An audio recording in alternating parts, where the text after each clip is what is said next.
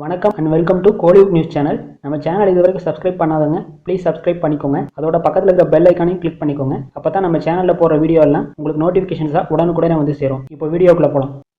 இந்த வீடியோவில் வாழை படத்தோட 7 டேஸோட பாக்ஸ் ஆஃபீஸ் கலெக்ஷனை பற்றி தான் பார்க்க போகிறோம்.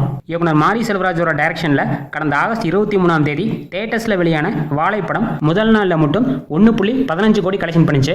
இரண்டாவது நாளில் 2.5 கோடி கலெக்ஷனும், மூணாவது நாளில் 4 கோடி கலெக்ஷனும், நாலாவது நாளில் 2.7 கோடி கலெக்ஷனும், ஐந்தாவது நாளில் 1.4 கோடி கலெக்ஷனும், ஆறாவது நாளில் 1.3 கோடி கலெக்ஷனும், நேற்று 7வது நாள் 1.10 கோடி கலெக்ஷனும் பண்ணியிருக்கு.